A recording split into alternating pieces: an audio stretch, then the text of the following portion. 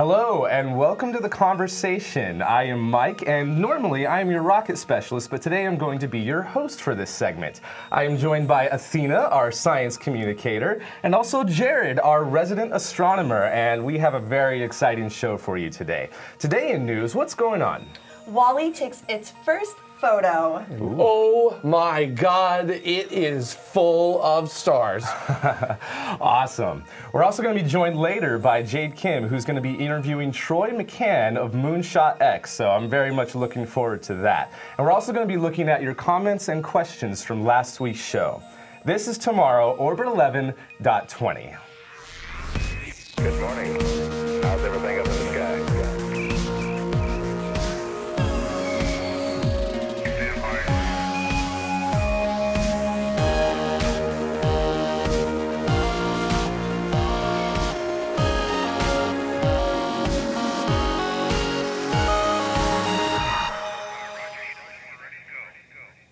Now, before we get into news, we wanted to give a huge shout out and a very, very big thank you to all of the citizens of tomorrow who have been contributing to the show. These are the Escape Velocity citizens who have been contributing $10 per episode or $30 a month. Every little bit helps, and thank you so much to every single one of you. We would not be able to do this show without your guys' amazing support. So, from the bottom of my heart and for everyone here at Tomorrow, thank you so much. And if you would like to become a citizen tomorrow, head on over to patreon.com/TMRO to find out more information. Oh boy, so as we always like to do, we're going to start off the show with a rocket launch, but I'm not going to be telling you about this. Athena is going to tell you a little bit about what happened this week, and it's a little bit different than usual. So what's going on? Yes, so the Chinese commercial space company known as OneSpace launched its first private rocket known as Chongqing Star. The 9-meter-tall OSX single-stage solid-fueled rocket had a successful liftoff on May 17th at around 23:30 Coordinated Universal Time. It launched from an undisclosed site in northwest China. 3、2、1，点火！ Its flight time was 265 seconds at an altitude of 240 kilometers and exceeding Mach 5, where it then traveled 273 kilometers and fell back down to Earth in a designated area. The OSX rocket has a mass of 7,200 kilograms and used a solid engine with a thrust of 350 kilonewtons. OneSpace aims to test launch an orbital rocket by the end of this year, known as OSM-1. It'll be a low-cost to launch and carrying much smaller payloads than other commercial spacecraft rockets, such as SpaceX's Falcon 9. OneSpace has a goal of providing launches less than $10,000 per kilogram with their OSX rocket. By using lighter electronics and new innovations, they claim to be saving on mass and fuel requirements to bring that price down to the $10,000. The CEO and co-founder of the company, Shu Chang, says his next goal is to produce 100 rockets at the same time and eventually have the OSM series rocket do orbital launches and be reusable. Although OneSpace is part of the commercial sector, it did receive support from the State Administration for Science, Technology, and Industry for National Defense and raised around $77.6 million altogether. Now it seems that OneSpace will be raising the bar and the competition for the commercial sector in China. Wow. Yeah.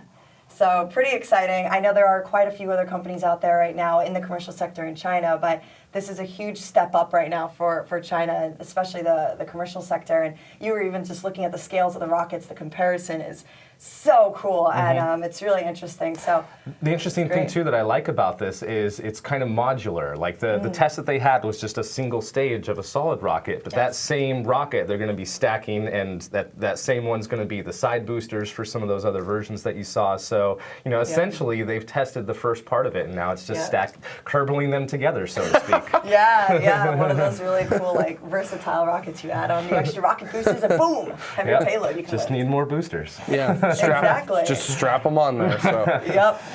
All right, so well, there was a bunch more stuff that happened this week, or rather, something that we've wanted to talk about for a little bit while is the TESS mission that SpaceX launched a little while ago, which is a very interesting astronomy mission. So Yes. tell us everything about this and why this is so important, and the first possible images that we're getting from it. Absolutely. So testing of the cameras on NASA's Transiting Exoplanet Survey Satellite, also known as TESS, has commenced. Now, TESS is a space telescope that is specifically designed to look for exoplanets, and even more emphasis is being put on Earth and super-Earth-sized exoplanets, specifically within 200 light years of the Earth. It's doing this so that we can figure out targets for the James Webb Space Telescope, WFIRST, and any future space telescopes to look at as well. And it does so using the transiting method, as the transiting in its name suggests. That's basically looking at the light from a star and looking for little dips when that planet passes between TESS and the star.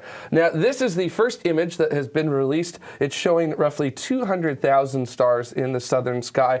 The camera did about 2 seconds of exposure here, and TESS carries 4 of these state-of-the-art CCDs that generate about 16.8 megapixels per frame. That may not sound like a lot in terms of megapixels. You know, you could probably get a DSLR here on Earth that could get more megapixels, but this is a lot of megapixels for a camera that goes into space. So that's why these are so state-of-the-art. Now, these cameras also allow for an extremely wide field of view, but very precise viewing of the objects, specifically the stars in here. Because of that wide field of view and what TESS is going to be looking at, it's going to be looking at specifically 85% of the sky. So unlike Kepler, the Kepler Space Telescope, which just wrapped up its mission, not looking at a small patch in the sky, TESS is going to look all over the entire sky. Nice. Now, TESS also just recently grazed about 8,000 kilometers above the surface of the moon, using its gravity to place it into its unique orbit. The primary mission is planned for 2 years. One of those years gathering data for the southern skies, the other year gathering data for the northern skies. And science operations should begin by mid-June, and the engineers say that if everything goes well, they do have enough propellant on board a TESS to last for 20, potentially even 30 years of observation. So, Oh, wow. that's just more like, can we get the funding to allow that mission to last that long? So, but yeah, that is fantastic stuff, and TESS is working exactly as we were expecting it to. Now, one question that I do have about this is it going to be like Kepler? It'll look at the same spot of sky for a while so that it can get those transitings and then look at a different spot, or it will do one sky survey and then do another sky survey and then compare the data? So those 4 cameras are all pointed in 4 different directions, Oh. and it's going to allow you to basically take like this nice big stack of a single hemisphere, and they're going to come back around, as you see in the image here, the 4 cameras in 4 different directions. So they're going to be able to look around the entire hemisphere, and they're going to be able to do it multiple times per year. And when they do it, they'll focus on it specifically for somewhere in the order of 3 to 4 weeks per area of that hemisphere that they're looking at. But they're going to come back and they're going to look around and they're going to try to find it. And you know, this means that they're going to be finding mostly planets likely that are orbiting very close to their star, but TESS is specifically looking at these types of stars called M-dwarf stars, which are sort of the least bright, least hot stars in that we know of in stellar physics. So that means that the planets can actually be within a habitable zone that is a lot closer to their star than the Earth is with the sun here. Much like the TRAPPIST-1 system. That's around an M-dwarf star, and some of those planets in the habitable zone take like single-digit number of days to go around. And that's because it's a smaller star. So the smaller the star, the further in the habitable zone is, the faster you can orbit within the habitable zone. So this will be very exciting for that. Multitasking. Though. Yes, I love it. Exactly. I love it. I love it. Well, speaking of multitasking, there have been a couple of tests. Well, basically, we've been playing Marco Polo in space. Do you want to elaborate on that a little bit? Marco Polo. Marco Polo. Oh my gosh. Sure. So Marco A and Marco B, also known as Wally and Eva, took their very first photo. It's super cool. It launched aboard an Atlas V rocket for the InSight mission, which was May 5th, 2018. And they just took their first photo. It's of Earth and the Moon from 1 million kilometers from Earth. This is the furthest that a CubeSat has gone into space, and it's only just begun its journey. This image taken is a confirmation of a properly working high-gain antenna that successfully deployed and can actually be seen in this image. The photo might remind you a bit of the pale blue dot picture taken by Voyager 1 in 1990, even though that was 6 billion kilometers from Earth. CubeSats are commonly used in Earth's orbit. Built at NASA's Jet Propulsion Laboratory in Pasadena, California, these tiny spacecraft are working as a demonstration mission to show that they can operate beyond Earth's orbit. They also are testing specific technologies like propulsion systems using the same cold compressed gas found in fire extinguishers. How cool is that? Actually, that's what keyed the name WALL-E, because in the movie WALL-E, there's a scene where the robot fires an extinguisher to blast himself around in space, and its little robot friend Eva chills and watches. Hence the names WALL-E and Eva for Marco A and Marco B.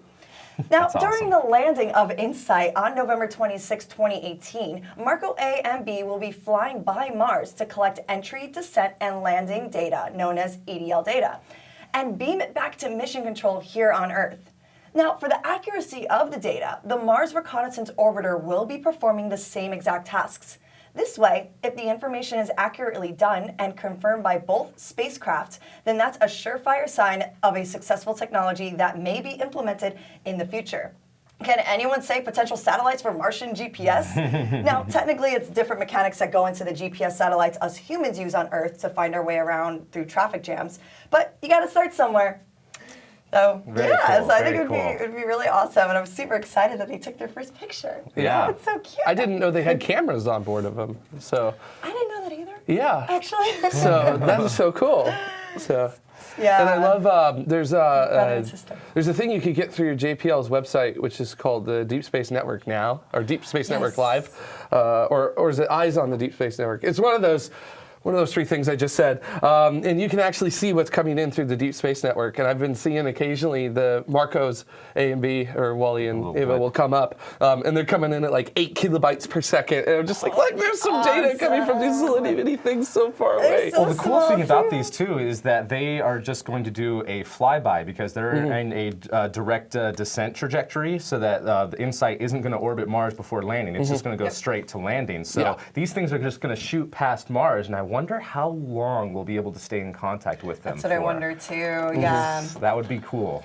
They'll be doing, I believe, I actually meant to include that, they're going to be doing a couple more tests for about 2 weeks afterwards on the actual CubeSats, and then after that, I think then they'll just determine really what to do with them. So I wonder just how far they'll actually keep going. But, well, that'll be exciting. We'll find out just around Thanksgiving. So. Yeah. So that's going to be fun. So November 26th, mark your calendar. Yeah, the chat room's telling me the thing to look at is Deep Space Network Now. Deep Space Network. Yes. There's also a really cool Twitter account that updates what the Deep Space Network is talking to as well. So check that out as well. I think you were thinking NASA's Eyes earlier, which is a software you could download where you could track like satellites and stuff too. Yeah. So it's kind of like Universe Sandbox. Yeah, the same people who put NASA Eyes in the Solar System out are the ones who did Deep Space Network Now. So that's really cool. So, yeah.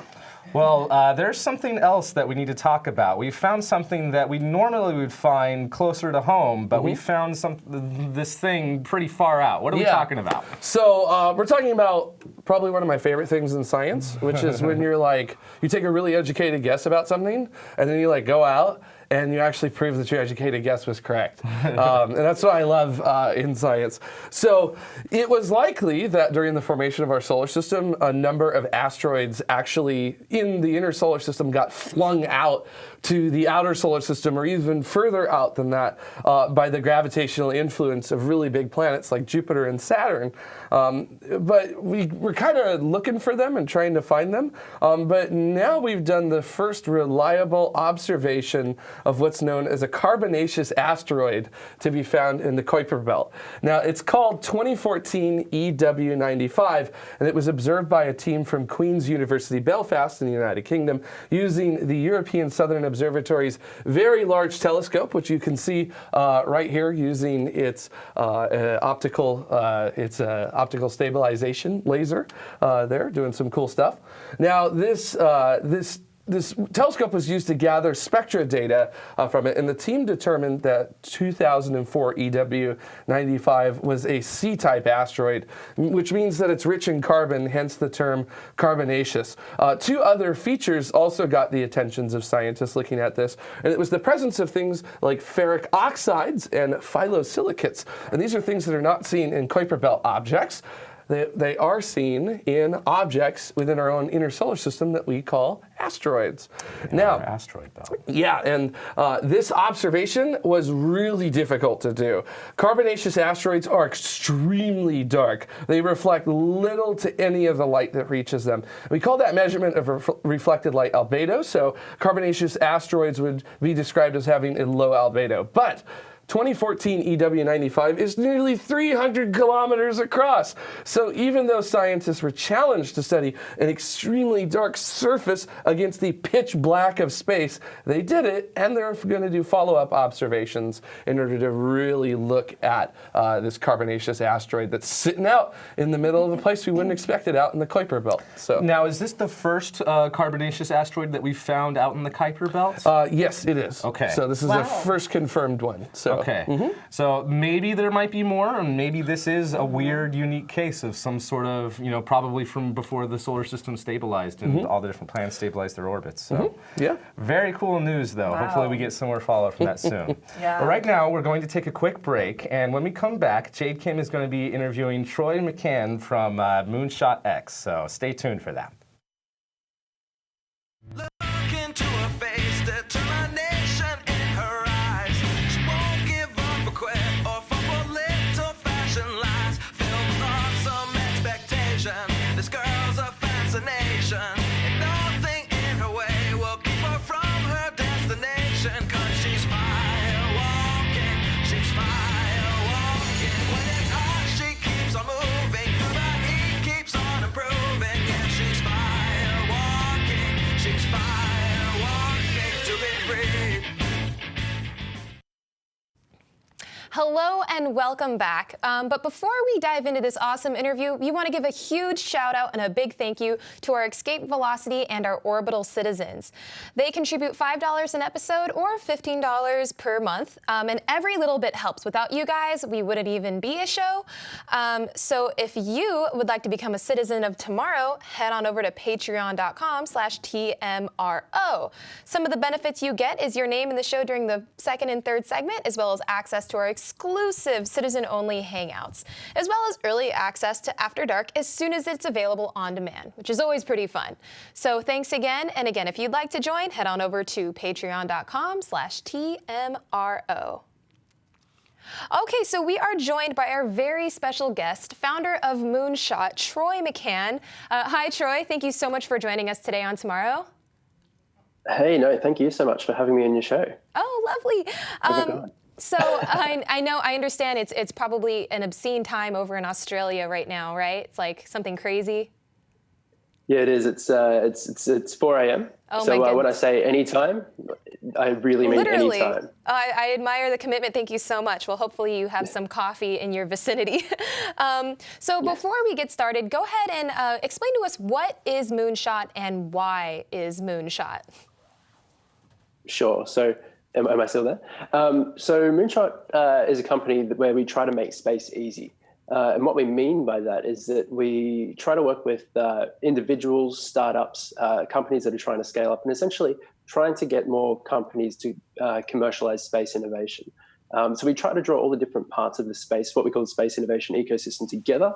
And we run different programs and try to build up a community of people that want to work together and collaborate to solve really, really big problems that are facing humanity. Wow. Okay. Well, that's very commendable. What I want to ask is this something that you kind of wish existed for you? I understand you are an engineer by trade and you went to school for those types of subjects. So is this something that you felt that you would have needed had you initially wanted to go into space tech and enter that industry? Yeah, for sure. So as you can tell from the accent, I'm from Australia, and until last week, we didn't have a space agency. So I first was captivated by space from as early as I can remember, but knew that I could never become an astronaut or anything like that. And so this really started back at university. I started a group called the Melbourne Space Program. We started to build a satellite, and we started looking at things like space law and doing a lot of outreach and marketing for local school students. And that was really, I guess, the turning point where I started to realize that, well, we've got CubeSats these days, and commercial space is actually a viable opportunity. And so in Australia, we didn't necessarily need to have a space agency to get into this field. And while space is becoming much more democratized and easier to access, for less than the cost of a fast food franchise, you can start your own space program now, which is absolutely crazy. I wanted to try to make that a much more viable thing for anyone around the world. Absolutely. So I love that you mentioned CubeSats, because that was actually something I was curious about. So obviously, when it comes to innovation for the next generation of space tech, we're going to have to rely a lot on these other innovations, such as CubeSats. Are there any other technologies on the horizon that you're really excited about in terms of revolutionizing how we evolve in the space tech industry?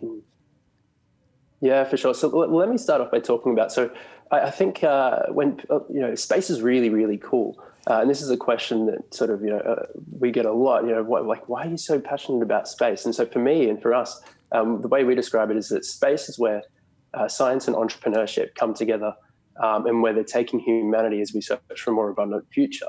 And I think when you use a definition like that, it sort of really goes to the core of the why beyond just why it's so cool. You really start to look at all the different things that we can do with space technology or space-related technology, like protein crystallization in low Earth orbit. So, for example, the company from the Bay Area, Space Pharma, they're looking at actually using low Earth orbit for manufacturing new medicines for us here on Earth. So they're using space as a medium for us here on Earth. You've got companies like Made in Space that are looking to actually build objects in space. So, for example, let's say, it's very expensive to lift a satellite up all the way from the ground and put it into space. But if we can build them up there, and we can just send the raw materials packed up into a small space-efficient volume, then that's a really, really amazing thing. When you start to look at mining, like off-Earth mining, it's on the horizon of being a very viable thing. But we're not necessarily going to be mining iron ores and things like that straight away. But water ice, I read a great description today that water is going to be the oil off of the planet. And so if you can mine that ice, you can get your hydrogen, your oxygen. If you're on Mars and you've got the atmosphere there, you can turn that into methane, which you can use to fuel rockets to come back to Earth. And so it's just there's a whole range of different things, new spacesuit designs that are having impacts in terrestrial areas as well, like sports being able to wear like skin tight suits and things like that. There's commercial space applications that it's having impacts on every sort of part of our day-to-day lives as well. Wow. So it seems like you're very passionate about space tech in terms of being a tool for the betterment of humanity in general. You mentioned some of the innovations that are in space tech that are also affecting us here on Earth every day. So my question for you is, how do you believe space tech can ultimately improve the world, not only on the broad scale, but say somebody comes up to you and says, why? Why invest in space? Why should I put my talents into space tech innovation? How's that going to help my fellow human every day? Yeah, for sure. And that's a really, really good question. And there's sort of, I guess, two answers to that. The first one is, I guess, all of the hidden things that have come out of space technology that we've developed so far, in the last sort of 50, 60, 70 years, from, being able to look out of the aeroplane windows in the sky, to, when we had mammograms, because there was an issue with the Hubble Space Telescope's lenses, and so we had to come up with a really novel algorithm to try to overcome that, and we could use that for helping detect breast cancer. There's a whole range of things like that as well. But especially when you start to look at telecommunications access that's popping up. So, you've got companies like Fleet Space, Sky and Space Global on the smaller end, and SpaceX are looking to launch their Starlink satellite system as well, where we're going to be providing telecommunications access ubiquitously across the entire planet. So it doesn't matter whether you're in the middle of the Sahara Desert or in a populated city. You'll be able to have that access. And so, for example, if you are a agricultural farmer in the middle of nowhere, you will be able to have start performing precision agriculture. Earth observation satellites, so being able to use hyperspectral data to optimize, and again, to use agriculture as an example, to optimize your crop yields, to be watching with this, this amazing magical eye from space, to say, oh, okay, I need to fix my irrigation system on this corner of my field here. Yeah. Wow, wonderful. I mean, I'm convinced, certainly.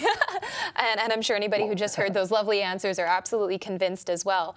And so when I was kind of exploring Moonshot and its purpose and all of it seems like you guys have a lot of projects going on right now, which is awesome. But I had one question kind of just on the top of my brain, which was, you guys have only been around since 2016, right? So you guys are technically a startup still. So what's it like being a startup trying to help other startups? Yes. Yeah, it's a pretty crazy idea. So we talk to all the startups and all the founders that we work with. We do say, don't copy what we're doing. Just do what we say, not as we do. Very parental. So it's really, really hard. It's really, really hard. Especially when we're trying to work with, we are working with people and companies literally all across the entire planet. So we're only about 18 months or almost 2 years old now. And we've really just reached a milestone. So what we're doing at Moonshot is essentially building a ladder so that if you are an individual that has an idea all the way up to a scaling up startup, space startup, trying to solve a problem for a big global or even cislunar market, we will help you achieve that and make that much easier. So up until now, we've run our not-for-profit program, which is called the Gemini Ideator, where we work with individuals that would like to get into the space industry. And just this week, with the announcement of the Australian Space Agency as well, actually, we've announced our very first space accelerator.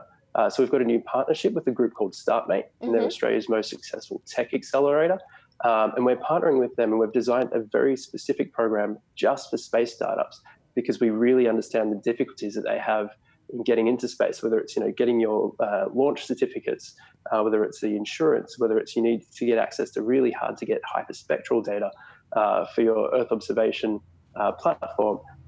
We help you do that. We understand that investors, need to be prepared for high capital expenditure, high risks, and things like that too. So we've built an amazing network of people from around the world. We're going to be bringing some teams to Melbourne in July, and applications close at the end of this month. And we are, that's our first step towards helping companies get to that next level to make space easy. Wow, that's very impressive. And so I wanted to congratulate you on the Gemini 2 cohort recently graduating. And yes, yeah, I did. Absolutely. Yeah. That's so exciting. And I wanted to ask, so what's like the next step for them? I mean, obviously without giving away any secrets, what do you think is next on the horizon for that? Yeah, so the idea with Gemini, so we started calling it an ideator lately. It's a word that we did make it up, but it's to sort of differentiate it from an accelerator. So these are individuals that have come in, they're looking for ideas, they're looking for inspiration, they're looking for mentorship, and they're looking to build a team. They'd love to work on a really cool project. So they're not a startup yet. They might not necessarily want to build a business. They might just be looking to join a team working on a really cool project. And so at the end of the program, the idea is that they've got the skills the skills and the connections to have put together a really great, well-balanced team of people that can execute a commercially viable space project that is really valuable, and that they know what it takes and they know how to prepare themselves to get into the next stage, which is our accelerator, where we then take a very early stage company and sort of take them to that next level. So we're talking to numerous graduates from our Gemini programs, from Gemini 1 and Gemini 2 at the moment, as well as people from around the world and companies from around the world who we've been preparing to build the very first stages of a very solid space company. Very cool. And so we'll be launching our third cohort of Gemini in October this year across. We intend to do it across Europe, Asia, Oceania, and North America. Very neat. So just from the research I've done, I've noticed you're kind of like a serial founder. I mean, you went from medical device companies to electronics companies. So first of all, what even led you into entrepreneurship, given you are an engineer by trade? And what made you ultimately jump to this current venture, which is, it's a huge vision. It's a very necessary and needed one, especially with, today's global climate and our need to keep exploring into space. So yeah, what led you into all of this? Yeah, so it's one of those things where, like I said, growing up in Australia, I've always been passionate about space, but I never considered it as a career option.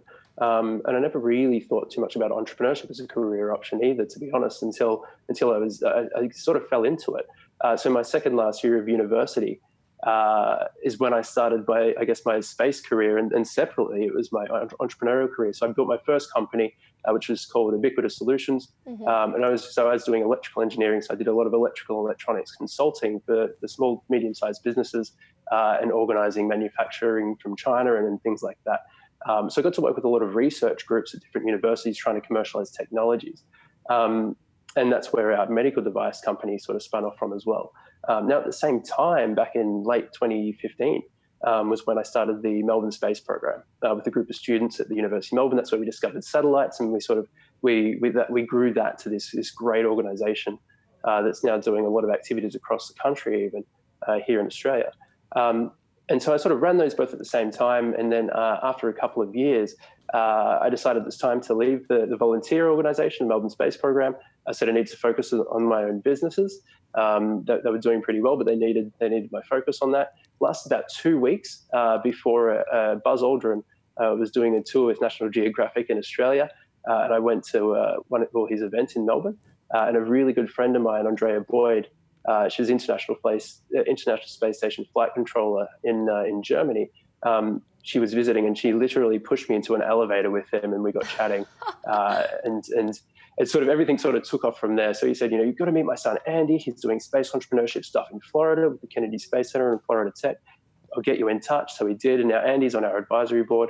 And we were talking together, and we realized that a lot of the problems that we were looking to solve with Moonshot in Australia were really problems that existed around the world as well. So we said right there and then, well, let's try to expand Gemini and take that global and try to have that global impact right now. Mm-hmm.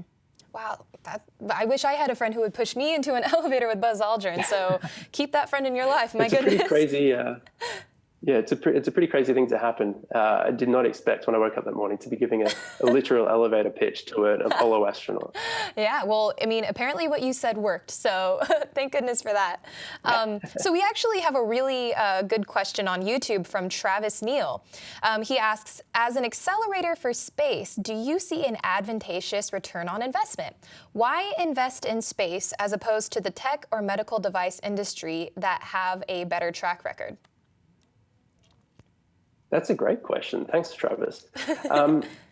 So, I mean, the answer that I immediately want to give is because I'm really, really passionate about space, and that's really, that's what I want to focus on. I think there's a lot of potential there, especially because the commercial space sector is booming. It's now leading leading space activity around the world.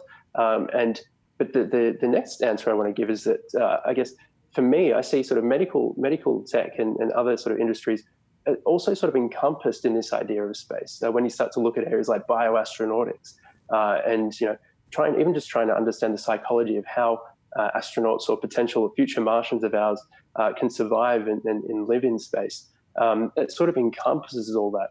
And so for me, when I see people and groups trying to work on solutions that are related to whether it's medical, whether it's agricultural, whether it's about mining in space, that suddenly becomes much more inspirational. It has a great story to tell with it as well. And without a doubt, there's also terrestrial or terra firma applications for those solutions that are being developed at the same time. So for me, it's just about I think you can have a much greater impact around these things. And with regards to the return on investment side, one of the things that we, I guess, specialize in is working with these companies that are developing technologies that may not produce revenue for 10 years' time and are incredible. It might be a space tug or something like that to move satellites into different orbits. And so we work with them to try to help them find sources of revenue that are much, much earlier on in different markets, so they can build up to that eventual capability as well. Absolutely. Well, thank you, Travis, for that awesome question. I definitely got some great information out of that.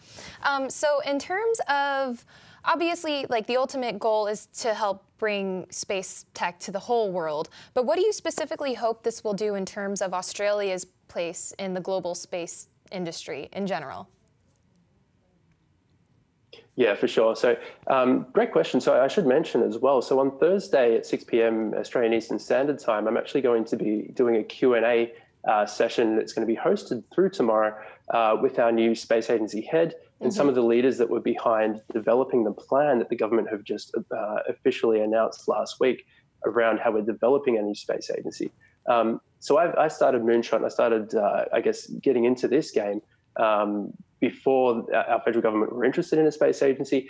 And I became really interested in this area and trying to grow the Australian space industry in particular, because space agencies, I didn't see it was necessarily necessary in Australia to have a space agency beyond the policy and regulation side. We already had around 40 space companies in the country, space startups, I should say. Now we've got around 80. And so what I would like to see from the agency and what the agency is going to become is a very, very lean organization. It's not going to be like NASA, and it's not going to be like ESA. It's going to be something more similar to the UK Space Agency, where it's very industry focused. It's really there to support and provide, cultivate the space industry, whether it's startups, whether it's the industry primes, from doing the projects that we need that have commercial value to them. But also creating those connections that we need with international organizations. So whether like ESA, like NASA, like JAXA, and providing those opportunities for industry that are in our country to interact with the rest of the world, which is something that's up until now has been fairly difficult because Australia doesn't do space. So why would you ever contract an Australian space company to do something? So hopefully that changes, especially because Australia actually has a very, very strong space history. It does. We Absolutely. were essentially one of the founding nations of ESA. Yeah. We had we were the third country in the world to have launched a satellite off of our own soil, and then we just sort of died down in our activity for quite a long time. So it's really exciting that we're finally getting back into it, and I'm really excited to play a really big role in facilitating those international connections and getting the whole industry, commercial industry around the world churning at the same time. Yeah, well, I mean, I know I speak for quite a few people that we're absolutely excited to see what Australia has in store and what amazing things it can contribute because, based on the limited knowledge I have of the history of the Australian space activity, it's pretty impressive. And so when I heard about what you were doing, it was really exciting to see just such a potentially amazing feat be accomplished again and grown. So I want to ask, so for those who are watching who are like really inspired now, like, oh my goodness, I've always wanted to work in the space tech industry, but I was always intimidated because legal stuff, money stuff, blah, blah, blah. What's your biggest advice for somebody who actually wants to make a real impact in the space industry, but might be a little intimidated? So the first thing I'd say is don't be afraid to try out small things and fail. Try to think of really small ways that you can, if you think you've got an idea, try to test that and build that up. And so this is what we do with our Gemini program. We're just about to launch a new thing called the Gemini Space Network, where we're going to try to help get the community on board to help with this as well. So find a mentor, just try to reach out to people to run ideas past, and try to find a partner to bounce these ideas off as well. The more that you run tiny little experiments. So it's a very scientific way of doing things to build this, to build a business up as well. You don't have to spend too much money to build a space company. You don't have to be a tech billionaire anymore. If you can prove to somebody, your family and friends even, that you've got a really good idea for this really small thing, and you just need to do this small experiment to get that next stage. You need to get $10,000. That might be what it is, but it might be that you're eventually aiming to, say, build an entire space station that might be $100 billion in the end. So the first thing I would say is sign up to a newsletter, and when we launch Gemini Ideator in October, you definitely want to be involved with that. because we talk about this and we working through it over a 12-week course. But you can run very, very small experiments to prove that you've got a solid business model for a great idea, and slowly get more and more people on board with that. So you have to be yourself, or you have to find people that can do it for you. Be very technically oriented if it's a big engineering thing. Find someone who's good with the business side, but definitely also find someone that's great with communication and that marketing, because you have to be really able to sell yourself and sell your story. Why are you passionate about this? And also, why is this a very valuable thing for the rest of the world to care about? Which is actually, ironically, a difficult thing for space startups. A lot of people immediately dismiss space because they think it's just for big governments around the world still. And they're just developing these rockets and satellites and launching people to Mars, but they don't really understand the real valuable aspects. So if you can communicate the value to people, and you can really prove that as well, especially if you start looking at talking to investors, then that is really the key there. Nice. And so our very own Lisa Stoge at Mini Stoge has a really good question. And we don't want you to play favorites or anything, but she asks, which of the teams from your accelerators/ideators do you think will have the most impact? Whoa, wow, that's a fantastic question. It's kind of like asking, who's your favorite child? Yeah. Okay. I think, well, I can't really play favorites too much. I think the ones, especially because, we really push people as they're developing their ideas, we really push people to come up with ones that will really try to change, positively shape humanity. I think, I think the ones that will have the greatest immediate impact are actually the ones that a lot of people might see as less exciting, which is around, using Earth observation data for us here on Earth. And so it might not necessarily be that you're building the satellites like what Planet do or Spire. It may be just processing that data here on the ground and using AI and machine learning and things like that to develop useful insights into that. But looking forward into the future, I definitely think that some of the more, pardon me, the more seemingly crazy things like developing medicines in low Earth orbit, or one that I would really love to see soon is companies that are developing, how can we actually grow crops in space? If we're going to have a cislunar deep space gateway very, very soon, it would be much better if we can start to grow food in space over there. And if you could do that, there's a great commercial opportunity there too. So some of those really deep tech solutions that people are starting to work on now, I think they're going to have a huge impact, because that's going to change the course of humanity if we do become a multiplanetary species. And only until we have that, we can have all the BFRs and all the Blue Origin rockets that are going to Mars that we want. But until we have the ability to be sustainable there through a lot of these other technologies that not that many people are talking about in the public yet, we won't actually reach that point. So anyone developing stuff around manufacturing in space or mining and manufacturing in space and growing foods and things like that, that is, I think, going to be the biggest impact that I'm most excited to see. Yeah, I mean, definitely. And I mean, kind of like you've been touching on, the space tech kind of encapsulates so many different trades and so many different skill sets. And so we actually have a really good question from Hanny's Forwerp off Twitch. And they ask, do you do outreach to local schools? And I will expand on that. What type of outreach in general do you do? Because certainly you're passionate about getting the word out. So in what ways do you do that? That was great, because I was just going to tack on to my last one there. The other one that I really wanted to mention was the educational side of space as well. So companies like CubeWriter, who again I'm sort of playing favorites because they're in Australia as well, but they're developing small payloads that they put onto the International Space Station, and they teach school children how to write code for them, and they upload the code while it's actually in space.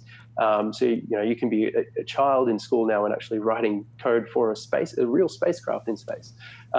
Things like that, I think, are incredibly valuable. So at the moment, Moonshot itself is not exactly, we're not doing a lot of stuff with schools. I sometimes go and do talks and things like that. But one of the things that we were facilitating, or are facilitating with the Melbourne Space Program, that not-profit program that I built that is running still in Melbourne, is doing a lot of outreach.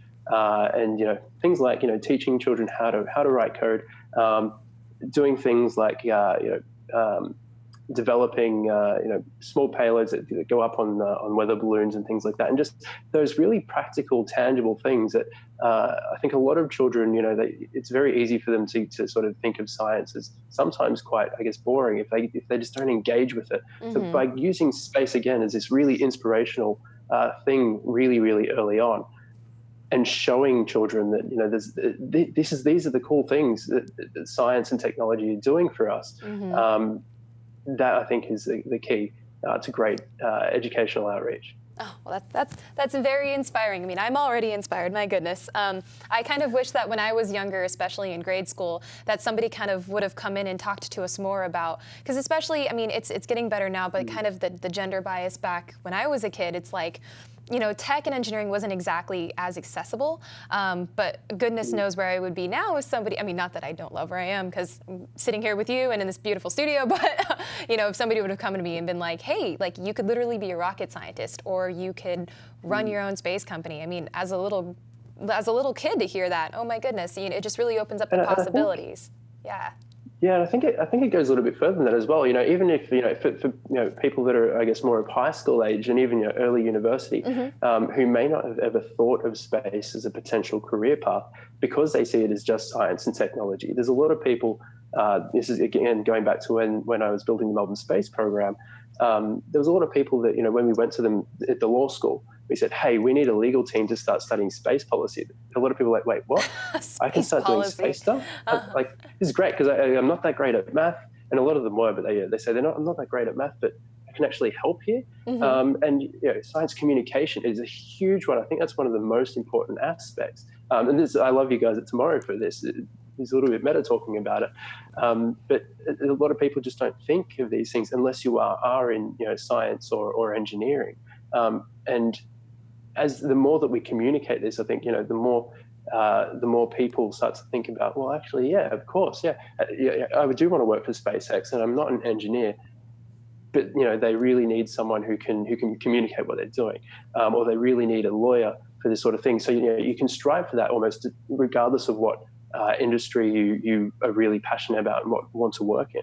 Yeah. As long as if you are passionate about space, it's something for you. That is so neat. Yeah, absolutely.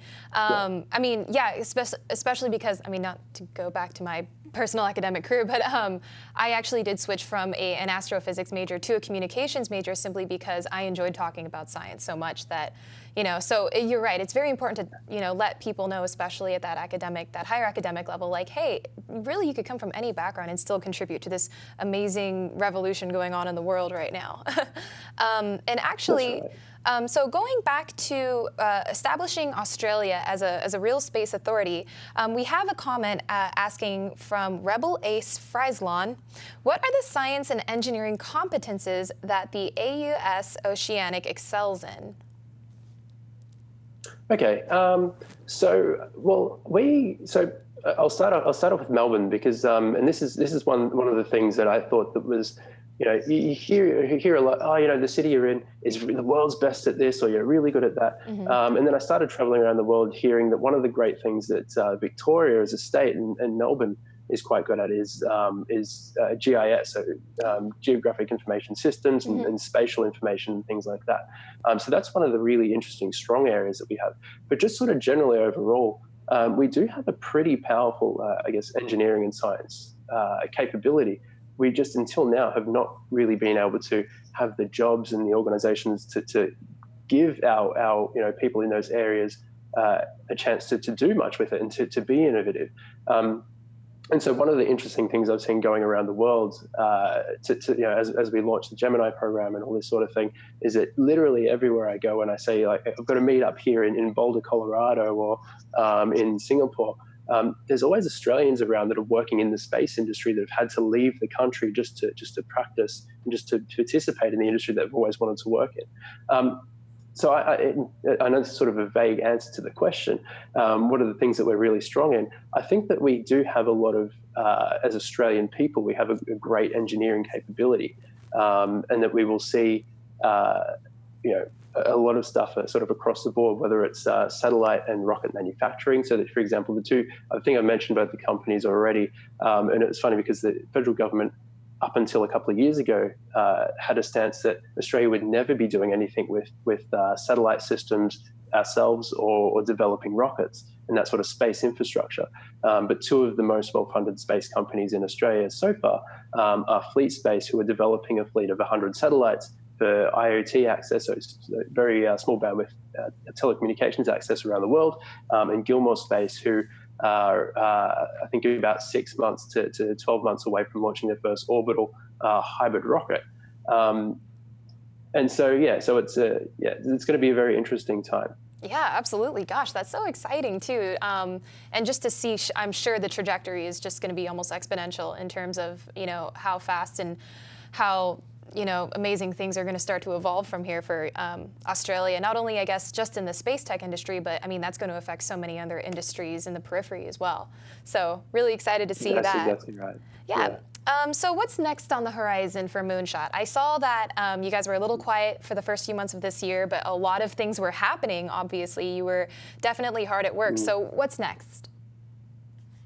Yeah, so next is making sure I get through my email inbox because it's a little bit unmanageable at the moment. So sorry if I haven't quite gotten back to you yet. So yeah, we've been absolutely flat out. Like you mentioned at the very beginning, we are actually a startup. We don't talk about it too much, but we really are. We're just trying to do really big things. So we've just launched, or we've just announced that we're taking applications at the moment for our first space accelerator.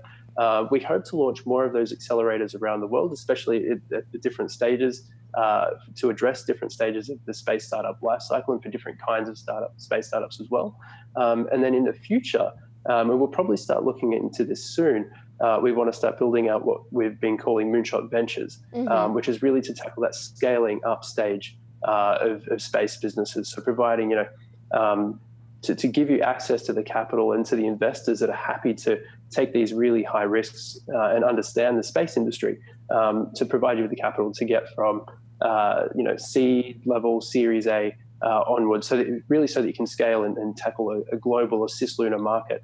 And that way we can, that's us sort of taking people all the way from that very first idea and trying to just communicate what technologies and opportunities are out there, all the way to helping a company solve a global market. And one of the other things that we don't really talk about too much because it's not our core function, but we have just started a consulting side as well, because we do a lot of consulting with governments from, particularly in Australia at the moment. We're starting to talk to the New Zealand government, and the Singaporean government, some others as well. And we've almost got a partnership with a big consulting firm so that we can work on the other side. So we can work with both terrestrial and aerospace primes and put them into contact with potential suppliers who may be startups or SMEs around the world who are developing new things that these primes just don't know about. And so that's sort of closing the loop on bringing that ecosystem together again. Yeah, I mean, geez, global ecosystem in some of those countries that you mentioned too, like, my goodness. And that was actually a question I had. I understand that, you really want to democratize the space tech industry and go into areas that have a lot of potential, but just probably didn't have the resources. But there's other things holding them back as well. I mean, as you mentioned, like the geoclimate, or I'm sorry, the political climate or the legal climate of whatever country. Yeah. So how do you kind of customize how you develop these companies, say if they're in a remote part of any different continent, like, because every little area is so different from one another? Yeah, that's right, and it is really, really interesting. So far it's been relatively easy, and I say relative, it's definitely not easy. Yeah. So with the Gemini program, it's pretty I guess standard stuff. It doesn't really matter too much about the the legal side of things at that stage, because you're just coming up with, what is a really good idea to solve for the world? How do you start to develop a business around that? And then you sort of, when you get to things like incorporating a company, what are the laws around that? And if I'm going to be developing another rocket launch company, what would I have to look into sort of at that stage, when I actually come to that? That's where it does start to get a little bit tricky, and it gets really interesting as I travel around and get to talk to people who are having those problems too. So we actually leverage a lot of local leaders and mentors and experts in those areas to consult and to mentor people in those areas of the world on those topics. So that's how we sort of address that there. As we start to launch more accelerators that are a little bit further down the track, especially when you get to things like, the deal with the Outer Space Treaty and various other treaties, whether it's with regards to mining on the moon or whatnot. That's where it's going to be a little bit more tricky. But even now, we're starting to have conversations with people that are even looking at, like ITAR is a very big one. Getting questions like, should I, I'm American, should I found my company here in the US, or should I go elsewhere? And looking at what markets will be available. And it was interesting because there's a couple of companies that we've spoken to that have started in the US and said, no, we've moved away from the US specifically because we see the emerging market that isn't within the international arms trading regulations will be growing enough for us to be happy with. And so I don't have an exact answer to this. I think that it's going to be very interesting in the next little while, especially because space is still so, I guess, it's a very militarized topic, but it's also becoming a much more accessible and democratized area as well. I'll get back to you on that one in a little while. Nice. Well, I'm excited to hear it. And so that actually leads us into a really good question from Travis Neal on YouTube. Once again, he asks, how do you vet out projects you choose to take on? What is your criteria for good risk? Okay, so this again, Travis, great questions today. On fire, Travis. So projects that we take on, particularly at the very, very beginning, every idea is likely to be a good idea. The ones that I really, really like are the ones that are very, very ambitious.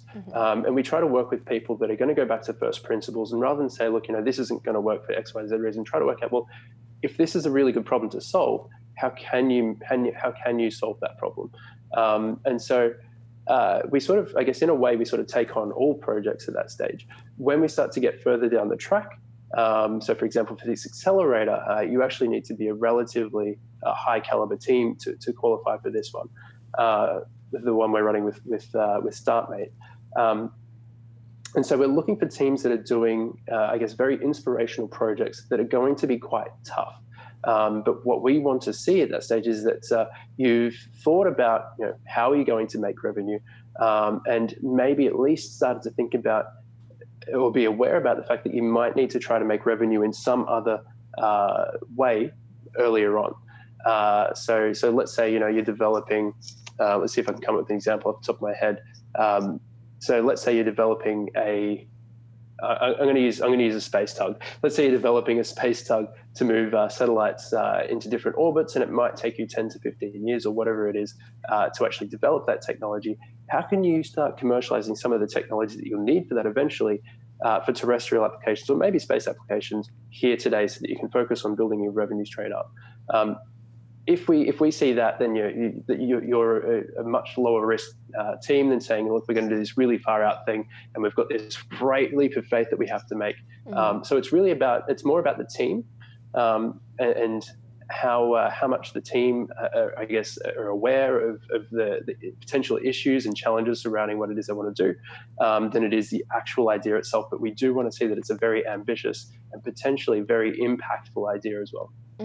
Wow, absolutely. And I think I found a very appropriate closing comment from user Banjo Lily saying, this is great. He's working towards that Star Trek Orville future. I love the idea that space belongs to everyone. The more humanity we can get on board, the better we will be and the faster we will get there. And I could not said that exactly as, right. Right? I couldn't said it better You myself. get it, yeah. So we like to conclude every interview with a series of what we call standard questions. Now, I'm going to ask you a few questions. They're a little open-ended, and keep in mind there are no wrong answers, so answer as you see fit. So you ready? I'm ready. Awesome. Go. Okay, so the first question is, what is your favorite space mission, past, present, or future? Okay, I think definitely favorite space mission has to be Apollo 11. I know that's probably a little bit cliche, but it has to be the favorite mission for obvious reasons, especially after having met Buzz. Oh, wow. Absolutely. I would be biased, too, if I met Buzz. Okay, so human or robot exploration of the cosmos? Both. Both? I think apart from the spacing, I do a lot of thought about AI and how humans are evolving, and what does it mean to be human. Obviously, you've heard me say human 1,000 times during this interview. I think it's going to be both, and it's sort of it already is. We can't go into space without having robotics and all that technology around us anyway. So we're augmented by that anyway. I think there's definitely opportunities, especially space mining and autonomous space mining, things like that will definitely be. We'll probably lack that human presence for a little while, but ultimately, I think it's really important for us to continue to use technology to increase our capabilities, and that obviously means doing that as we go out further into space. Okay, where should we go next?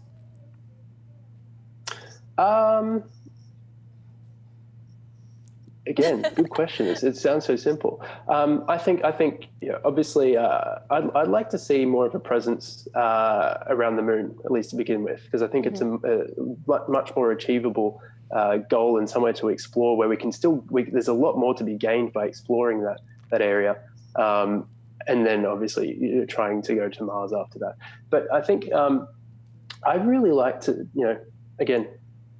This is probably starting to look a little bit too far down the track, but I don't mind thinking about the sci-fi aspects of this. But starting to look at going to, setting up colonies on some of the moons of Saturn would be particularly interesting to think about as well. So, where are we going to go after Mars? I think is a question that not many people are talking about.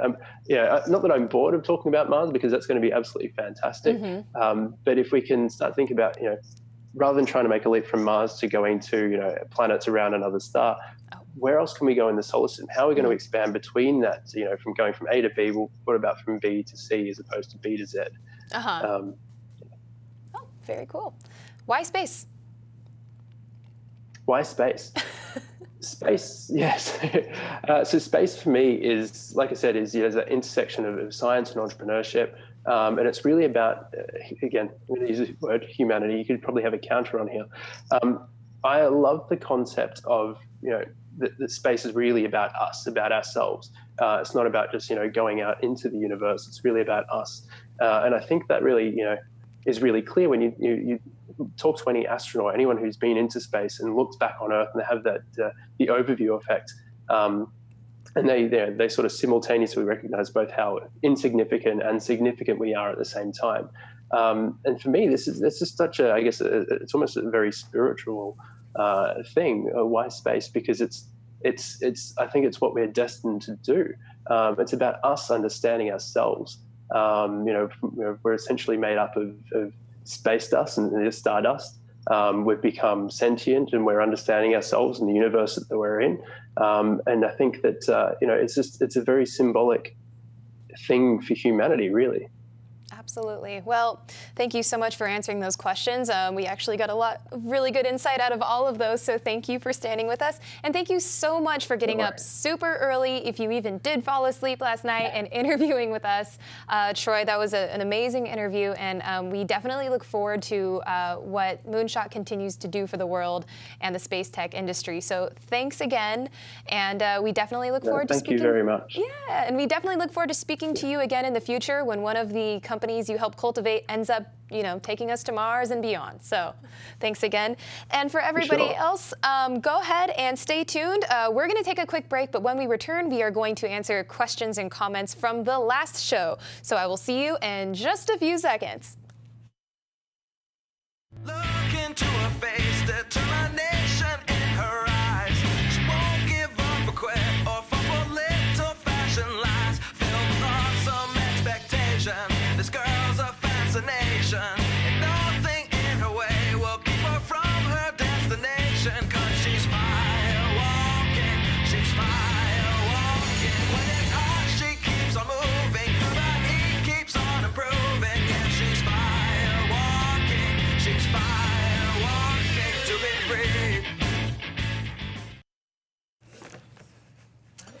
And welcome back. Now, before we get started into looking at comments and questions from last week's show, we did want to give a huge shout out to all the citizens of tomorrow who have contributed to this particular segment.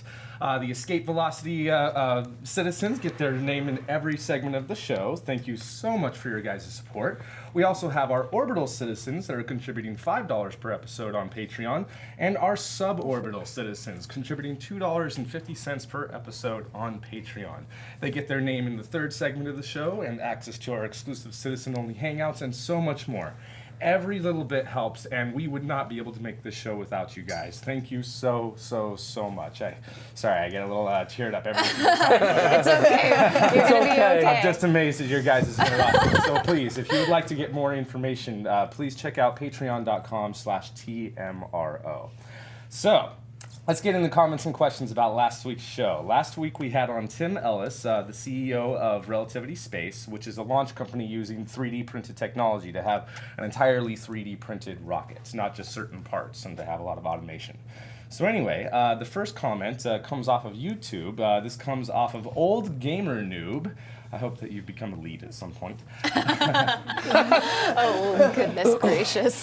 His question is, can those 3D printed robots print other 3D printer robots? Ooh, we actually, I think we asked that, like, Yeah. during the interview. Yeah. And it got very Von Neumann-esque. Like, it's like Inception. Yeah, absolutely. Like the end of the world will be upon us because it will just be 3D printers all the way down. So. They'll be like the new Daleks, and it'll just, Exactly. instead of exterminate, it's recreate. Thankfully though, they do not have AI, and a human would have to program to do that. So we Yet. hopefully won't That have would that be program really anytime interesting, soon. yeah. Yet. But speak if so it does, soon. if it does happen, we should at least be able to save the world by having a printer jam. Finally. We were Oh, capable. that's so good. Finally. That's great. The one time we actually want a printer jam. Yeah. Yeah, seriously. Well, let's move on to our next comment. This one also comes off of YouTube. This is from Ronak Mystery. And he says, I'm a graduate student here in the United States, and I absolutely love the approach that local organizations take for involving interns. I'm from India, and we didn't really have this system in place when I went to college. I believe it plays a huge role in getting students ready for what's out there. It's beneficial to the students and the organization as well. I'm sure that the internships at Blue Origin and SpaceX made sure that this brilliant idea came to fruition for the founders. Kudos to the entire Relativity team for their constant innovation. So yeah, definitely. Those type of internships are what helped move so many people forward. I mean, just thinking of the different SpaceX engineers that we've met that started off as one of the interns, or even people who started off as an intern and then went on to do their own thing. I mean, it's not exactly the same for Tim because he actually, I believe that he was a paid employee of SpaceX for a while before going off to, or rather of Blue Origin before going off to found Relativity. But, that's how a lot of people are getting their start, so. Yeah, and internships are really good because you can learn a lot in a classroom, and you can understand the fundamentals, and you could model things on a computer, and you can write the code. But there's something about being in the actual environment that completely changes your mindset and your understanding and your work ethic and you as a person. And really, that's the core of an internship. It's not necessarily, hey, I'm here to work. It's more, hey, I'm here to experience what I'm planning to do in my life. Exactly. And that is so important. And that's what a lot of people miss with internships, is that outright experience that you get with it. Yeah. Especially too for like applicable sciences like engineering and science. Like you actually need to be in the fields creating model rockets, NASA because it's interns, reality. these Blue Origin SpaceX interns are actually working. They're not just getting coffee. And you think about when the average engineering grad student leaves school and then goes to work for a Blue Origin or a SpaceX or a Boeing, it takes 2 to 3 years for them to get fully acclimated to what they're ultimately going to be doing. And I mean, at the end of the day, that's a lot of investment on the employer's end. But there's some really experiential internships out there these days that's like, oh, I already know how to CAD. Oh, I can already 3D print this part for you. And so I think it's the next step in education in general, just being more hands-on. Yeah. I feel like culture too is involved with that as well, because in engineering there is a culture involved in it. like, you know, you kind of like worship coffee and look at math as sort of telling you, or like, yeah, no sleep till Rocket we launch. CDR. Anyways, so yeah, and that's important too, because you can do all the work that you want, but if it's not a culture you actually want to be involved Exactly. with, Blood, you're sweat, not and really tears. gonna enjoy it. So, Oh yeah, absolutely. Yeah. Well, anyway, moving on to our next comment. This one also comes off of YouTube. This is from Electro41587. And they say that Robonaut was a horrible design. For a robot in space, you do not need a head and such detailed hands and fingers. A four-limbed robotic octopus designed based on Robonaut's legs and just its torso with changeable tool sets at the end of its limbs is a far, far better design for a robot in space.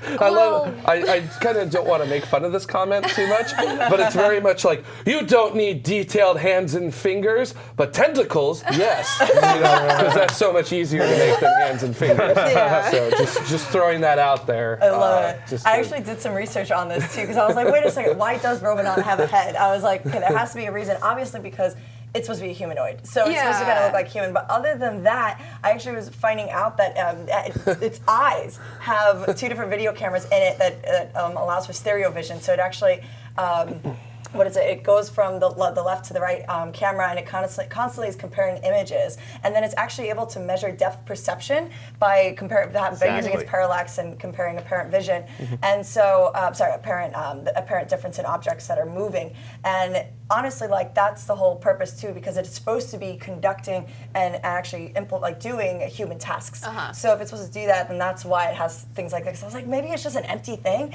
and no, because then also all the information that's retrieved, it's then actually being sent then to other parts that's inside of it, and that's how it's able to communicate then with its arms and its pieces, not feet, different pieces, its torso and everything. And a little fun fact I actually read too is that its arms have a greater range than human arms, and has like 150 sensors in it. That's just like, that's insane. Its arms can like go completely around. So it's a my really arms, good dancer, basically. my arms could go completely around, but it would hurt a lot. Yeah, and then we'd have to go to the We can do hospital. that. But yeah, and also I think breaking. like that's really cool that the functionality is probably awesome.